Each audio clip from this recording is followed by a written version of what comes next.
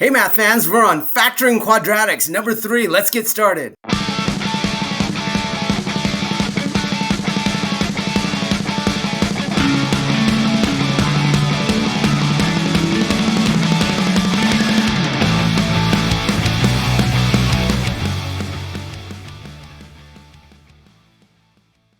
Today we're going to learn how to factor expressions that have a leading coefficient other than 1. For example, this one has a leading coefficient of 7. It says factor 7x squared minus 24x minus 16.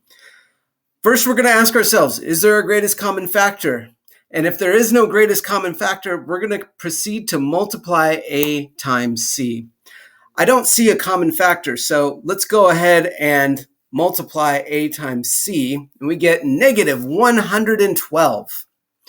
Now we need to ask ourselves, what two numbers multiply together to get negative 112, but will add up to give us the middle term of negative 24x?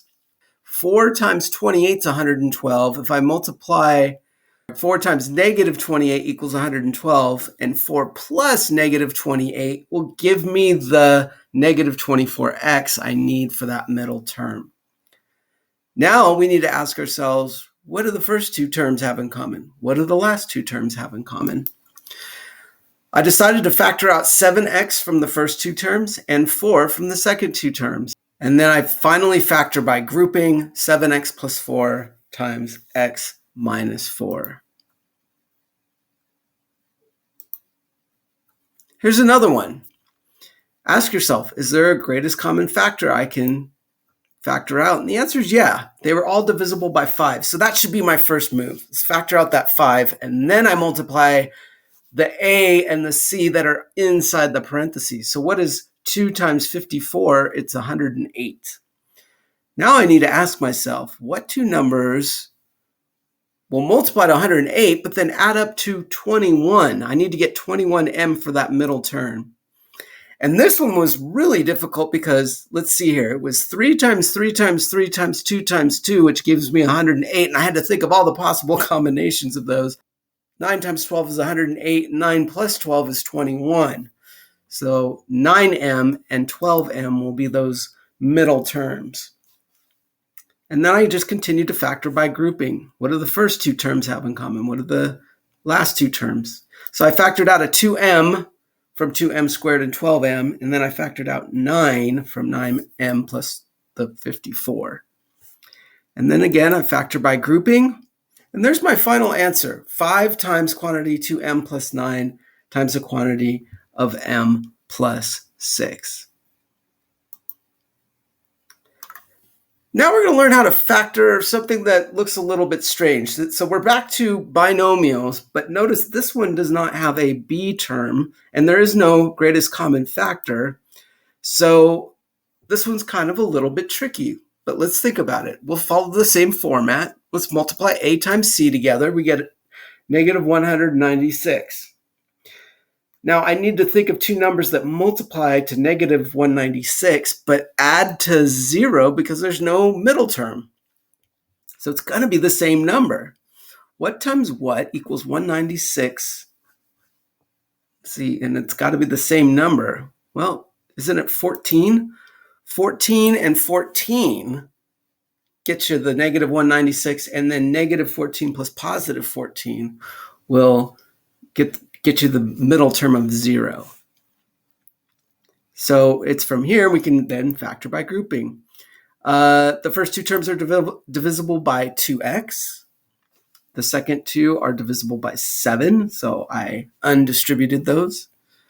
And then final answer would be 2x plus 7 quantity times the quantity of 2x minus 7. Let's do another one. This one says factor 25 minus 9x squared. Okay, no middle term again. So let's just multiply a and c. We get negative 225. Now I'm thinking, wait a minute, what times itself will get me 225? Well, that's a perfect square. In fact, the last problem was a perfect square because 14 squared was 196. What times itself equals 225? Well, what's the square root of 225? Well, it's 15, right? So it'll be 15x and then negative 15x for my middle terms then. And then we do the grouping thing again, and we get 5 plus 3x times 5 minus 3x. Okay, let's try and practice some of these. I want you to pause the video, and I want you to do these 4 problems, and we'll come back and go over the answers. So the answer to the first one is quantity 5a plus 4 times the quantity 5a minus 4. Number 2 is the quantity of a plus 3 times the quantity a minus 3. Third one is quantity 4r plus 3 times the quantity 4r minus 3. Fourth one is 5 plus 2m times the quantity 5 minus 2m. Do you see a pattern here? And so if you notice that the first term that you have is a perfect square, like for example, 25a, this is a perfect square. The square root of 25a squared would be 5a. And then this is a perfect square, and that goes in the second. And you just have to remember it's going to be plus minus. And that is called the difference of square pattern.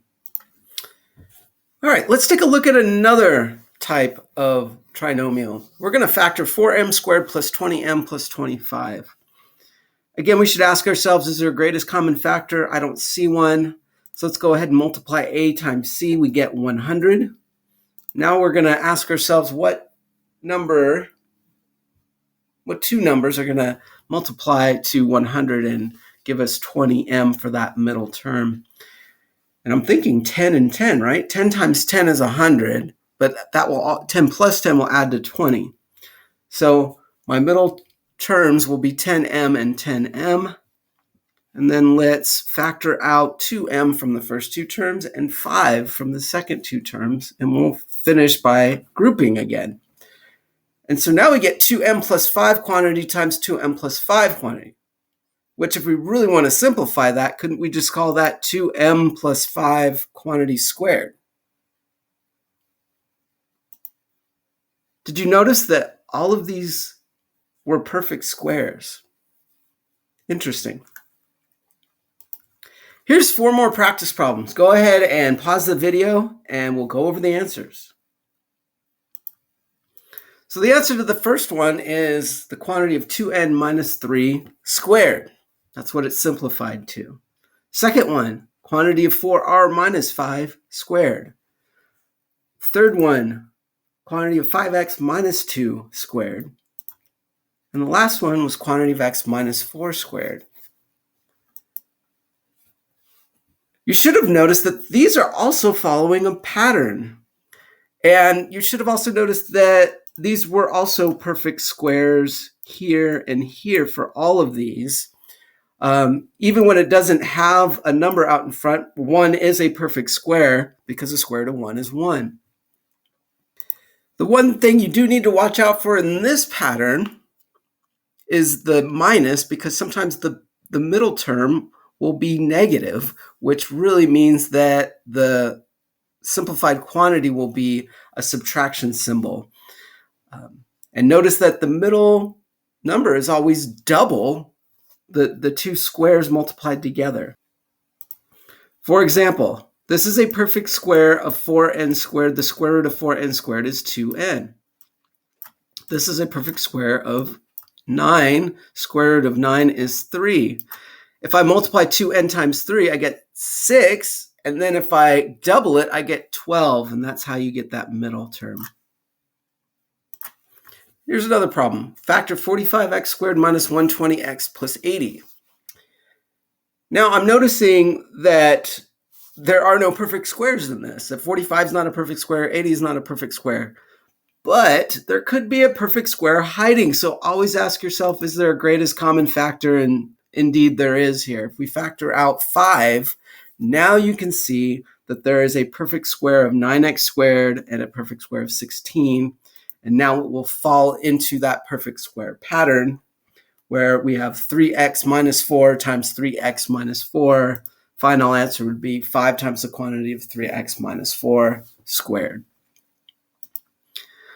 All right, that's going to do it for this section. Make sure that you do the practice worksheet factoring number 3, and we'll see you in class.